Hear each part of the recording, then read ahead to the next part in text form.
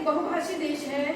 यहाँ अनेक भाषाएं बोली और समझी जाती हैं, परंतु केवल हिंदी ही एक ऐसी भाषा है जिसे भारतवर्ष के अधिकांश व्यक्ति बोल या समझ सकते हैं।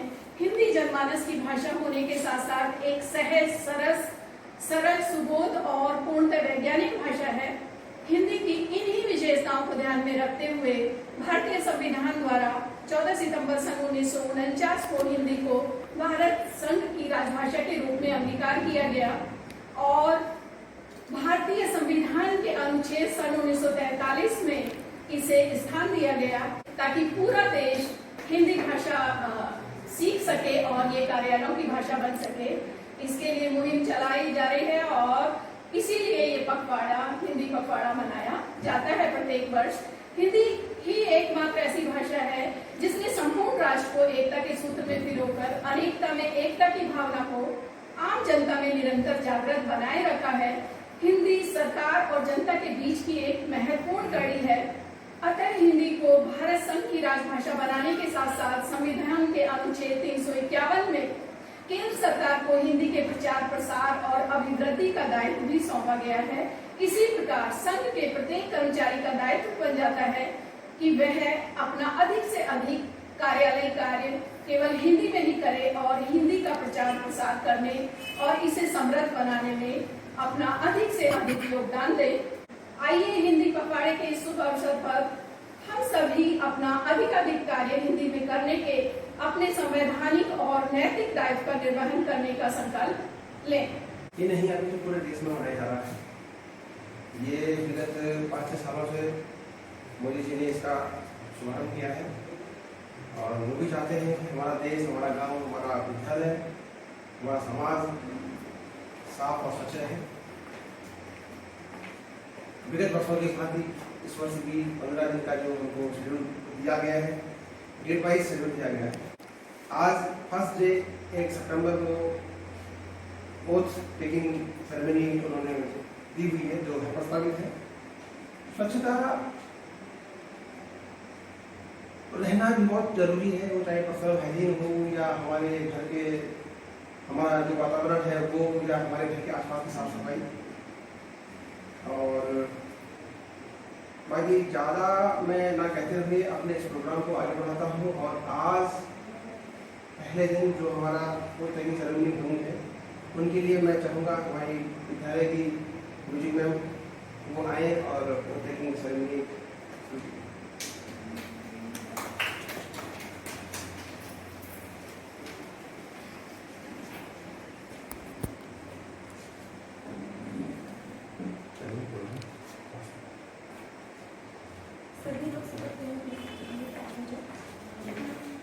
प्रतिज्ञा क्या उसका?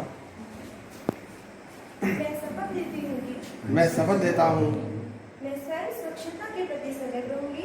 मैं स्वयं स्वच्छता के प्रति सजग रहूंगा और उसके लिए समय दूंगी। उसके लिए समय दूंगा। हर वर्ष 100 घंटे यानी हर सप्ताह 2 घंटे श्रमदान करके स्वच्छता के इस संकल्प को चरितार्थ करूंगी। मैं ना गंदगी करूंगा ना किसी और को करने दूंगा। सबसे पहले मैं स्वयं से मेरे परिवार से मेरे मोहल्ले से मेरे गांव से एवं मेरे कार्यस्थल से शुरुआत करूंगा। मैं यह मानता हूँ कि दुनिया के जो भी देश स्वच्छ दिखते हैं उसका कारण यह है कि वहाँ के नागरिक गंदगी नहीं करते और ना ही होने देते हैं। इस विचार के साथ मैं गांव और गली गली स्वच्छ भारत मिशन का प्रचार करूंगी। मैं आज जो शपथ ले रही हूँ मैं अन्य 100 व्यक्तियों से भी कराऊंगी। वे भी मेरी तरह स्वच्छता के लिए 100 घंटे दें। इसके लिए प्रयास करूंगी। मुझे मालूम है कि मुझे मालूम है कि स्वच्छता की तरफ बढ़ाया गया स्वच्छता की तरफ बढ़ाया गया मेरा एक कदम पूरे भारत देश को स्वच्छ बनाने में मदद करेगा। हिंदी का सम्मान करो, यह हमारी राजभाषा, मिलाती देशवासियों के दिल को, यह पूरी करती अभिलाषा। ये सब कुछ था। तो हम आदरणीय प्राचार्य होते मेरे साथियों, बच्चों को भी बोलना था तो उन्होंने नहीं पढ़ा।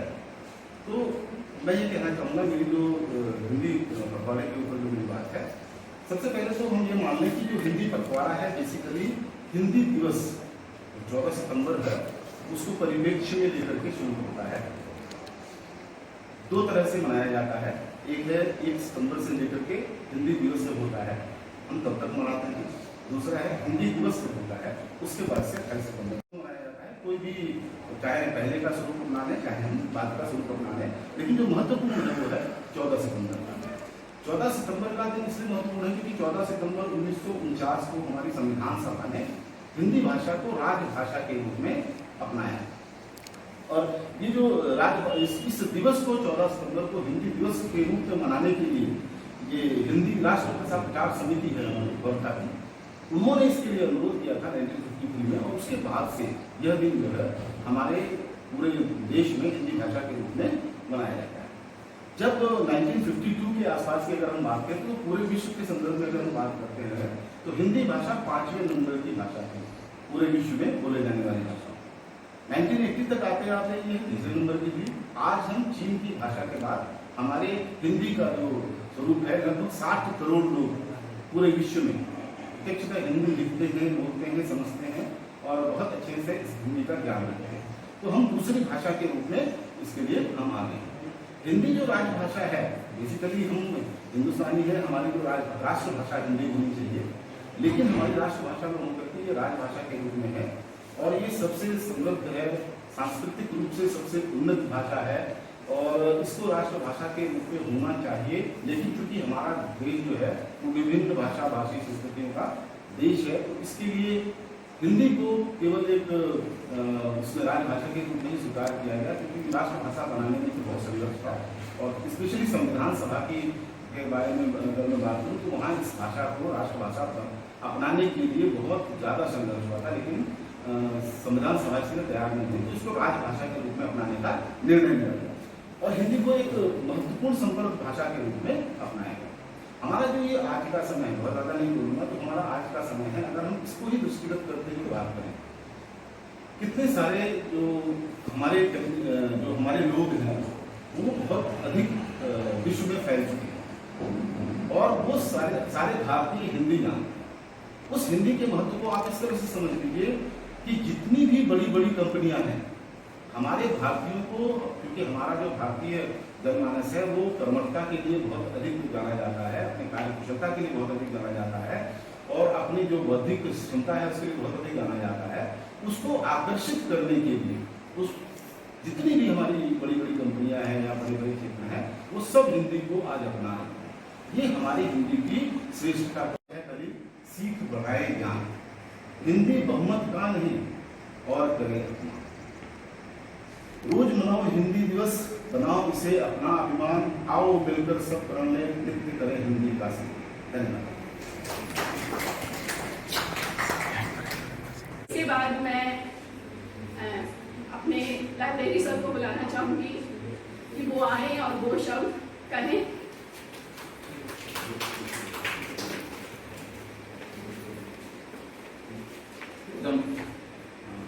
ऑनरेबल प्रिंसिपल सर, टीचर्स और प्यारे बच्चों जो आप लोग घर पे रह रहे हो, ठीक है, तो हिंदी पखवाड़ा की हार्दिक शुभकामनाएं। हिंदी भारत में ही नहीं विदेशों में भी बोली जाती है। नेपाल, चाइना, थाईलैंड, भूटान, बांग्लादेश, यही नहीं अन्य देशों में भी बोली जाती है।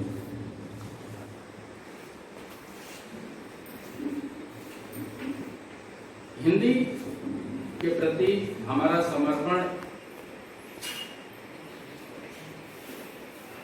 पुराने समय से ही रहा है। चाहे हम तुलसीदास जी को ले लें, हरि अनंत हरि कथा अनंता, पढ़ाई लिखाई बहुविधि सब सुनता। चाहे आप जयशंकर प्रसाद को ले लीजिए, कामायनी है उनकी, गुदौलिया से जो थोड़ी दूर पर 80 घाट उनका घर है। एक छोटी सी एक खिड़की थी, उस खिड़की का भी मतलब इतनी जर्जर हालत में, वहां से बाहर देख करके कामायनी की रचना की थी उन्होंने। अपने रुद्रानंद पंत को ले लें, जो हिंदी के विद्वान, उन्होंने रचनाएं लिखी अपनी जो है। तो बहुत संक्षेप में हिंदी को हम लोग किस तरह से आगे बढ़ाएं, और तो मैं लास्ट में यही कहना चाहूंगा कि दर्पण ही नहीं देश की तस्वीर है हिंदी, दर्पण ही नहीं देश की तस्वीर है हिंदी, हर भारतीय के ख्वाब की ताबीर है हिंदी। खुसरो कबीर तुलसी पीकर अमर हुए, साहित्य को नवशक्ति दे वो क्षीर सागर है हिंदी।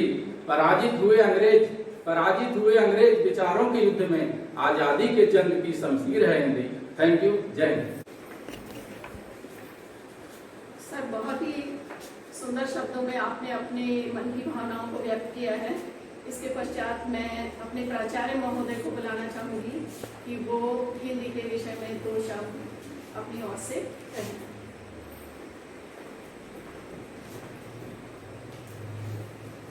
सभी को सुप्रभात, नमस्कार। क्योंकि बहुत सारे कार्यक्रम जो है वो सरमोनियल हो गए, औपचारिक हो गए हैं इस दौर में, जो कि हमारा कोविड पैंडेमिक का दौर है, और कोई भी कार्यक्रम बिना बच्चों के हो तो उस कार्यक्रम की जो है विश्वसनीयता नहीं है, और कार्यक्रम जिस रूप में होना उस रूप में हो नहीं पाता है। क्योंकि ये सारी जो बातें हैं, चाहे वो भाषा को लेके हो, चाहे स्वच्छता को लेके हो, नई पीढ़ी को उसके बारे में शायद बताना ज़्यादा आवश्यक होता है। क्योंकि ये सब कुछ अगर वो अमल में लाएंगे तो जो उद्देश्य है इन कार्यक्रमों को मनाने के, वो परिपूर्ण हो पाएंगे।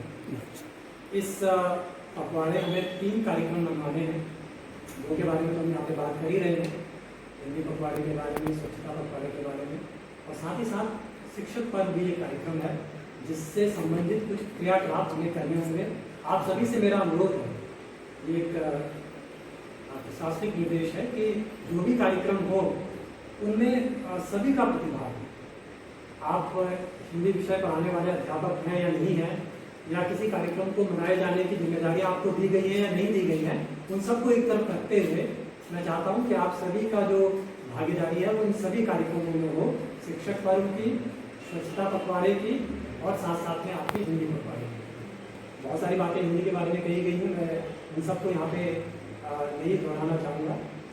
मैं चाहता हूँ कि अगर आपको लगता है कि हिंदी को जो है उसका सम्मान दिलवाना है, तो ये मान के चलिए कि आपको वही सम्मान देश में बोली जाने वाली विभिन्न बोलियों को भी देना है और बहुत सारी भाषाओं को भी देना है। क्योंकि जब तक आप किसी अहिंदी भाषी क्षेत्र में नहीं रहेंगे, तब तक हमें ये पता नहीं चलेगा कि वहाँ पे हिंदी की क्या दशा है, हिंदी किस रूप में बोली जा रही है, और अपनी भाषा के लिए लोगों का सोच कैसी है। मैं आसाम में रहा, आसाम में बहुत बड़ा आंदोलन हुआ, क्योंकि अंग्रेजों के समय में असमिया भाषा को एक अलग भाषा ना मान के बंगाली की उपबोली माना गया, और बहुत बड़ा आंदोलन चला असम में अपनी भाषा को स्थापित करने के लिए, और उसकी लिपि को भी स्थापित करने के लिए। वो बांग्ला से मिलती जुलती है, लेकिन ये मनवाने के लिए कि एक अलग भाषा है, उन्होंने बड़ा आंदोलन किया। तो इस स्थिति में अगर हमको चाहिए कि हिंदी भाषा को हम बढ़ाएं, तो हिंदी का जो रूप है, हिंदी का जो व्यवहार है, वो शायद एक ज्येष्ठ का, एक बड़े का व्यवहार होगा, बट उसको अपने साथ अपनी अन्य भाषाओं को अनुज मानते हुए, और भाषाओं को, अन्य बोलियों को भी अनुज मानते हुए, उनका वो भी विकसित हो, ऐसा कुछ करना होगा। क्योंकि कई जगह जाने पे आपको हिंदी के विरोध में या अपनी भाषा के बचाव में बड़े अजीब अजीब सी स्थितियाँ देखने को मिलती हैं। जैसे मणिपुर में कोई भी जो थिएटर्स है वो किसी हिंदी फिल्म को नहीं लगा सकता, किसी बॉलीवुड की फिल्म को नहीं लगा सकता। कोरियन फिल्में चल सकती हैं, जापानीज फिल्में चल सकती हैं, इंग्लिश फिल्में चल सकती हैं, मणिपुर की भाषा, मणिपुर भाषा में बनने वाली फिल्में जो है वहाँ पे रिलीज हो सकती हैं, लेकिन हिंदी फिल्में नहीं चलती है, क्योंकि बहुत डर है बॉलीवुड की फिल्मों का क्योंकि उनका प्रभाव पड़ेगा तो उनको ये डर लगता है कि शायद उनकी अपनी भाषा को बोलने वाले लोग कम हो जाएंगे। और मैं मानता हूँ कि लोगों का डर सही है, अपनी बोलियों को लेके भी सही है और अपनी भाषाओं को लेके भी सही है। तो जब हम हिंदी के बारे में बात करें तो ये ना भूलें कि हिंदी का जो भी हम विकास चाहते हैं वो इस शर्त पे ना हो कि बाकी भाषाएं या बाकी दुनिया दब जाए। स्वच्छता पखवाड़े को लेकर बात यह है कि अगर कोई चीज़ आपको साफ सुथरी मिलती है तो निश्चित तौर पे वो आपको बहुत अच्छी लगती है।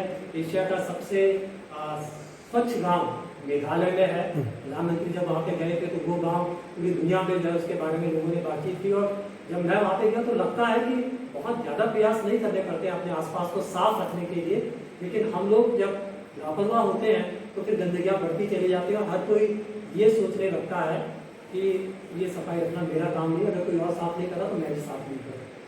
बल्कि आसाम में तो उन्होंने ये मुहिम शुरू की थी कि हर एक ब्लॉक में एक आदर्श गांव की स्थापना की गई थी। एक मॉडल गांव उन्होंने बनाया था, हमारे स्कूल के पास में ही था। कोशिश की थी मैंने कि चलिए एक बार बच्चों को दिखा दिया जाए, और मॉडल गांव उस एशिया के सबसे स्वच्छ गांव के अनुरूप बनाया गया था। सब लोगों ने कोशिश की थी कि हमारा गांव भी उतना ही साफ सुथरा रहे।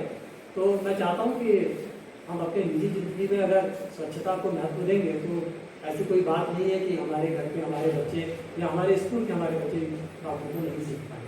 तो एक बार पुनः इस कार्यक्रम के लिए मैडम को बहुत बहुत धन्यवाद कि हम लोगों की थोड़ी सी गैदरिंग यहाँ पे की गई है। लेकिन पुनः मैं आप सबको इस बात को फिर याद दिला दूँ कि इस तीनों जो कार्यक्रम हमको इस पखवाड़े में मनाने हैं, इसमें आप सभी की जो भागीदारी है वो बढ़ चढ़ते हो। बड़ा मुश्किल होता है कि ऑनलाइन बोर्ड में हम बच्चों को जोड़ सकें, बट मेरा मानना है निश्चित तौर पे कुछ बच्चे ऐसे हैं जो कि इन सभी कार्यक्रमों के अंतर्गत जो भी प्रतियोगिताएं होंगी, जो भी एक्टिविटीज़ होंगी, जो भी क्रियाकलाप होंगे उसमें भाग लेंगे। तो आप सभी से अनुरोध है कि कोशिश करिए कि आप जिस कक्षा से जुड़े हुए हैं उसमें जहाँ भी आप पाते हैं कि ऐसे बच्चे हैं जो कि इन प्रतियोगिताओं में भाग ले सकते हैं और कुछ अच्छा कर सकते हैं, तो उनको प्रोत्साहित करिए। चाहे आपको कार्यक्रम करवाने के लिए जिम्मेदारियाँ आपको दी गई हैं।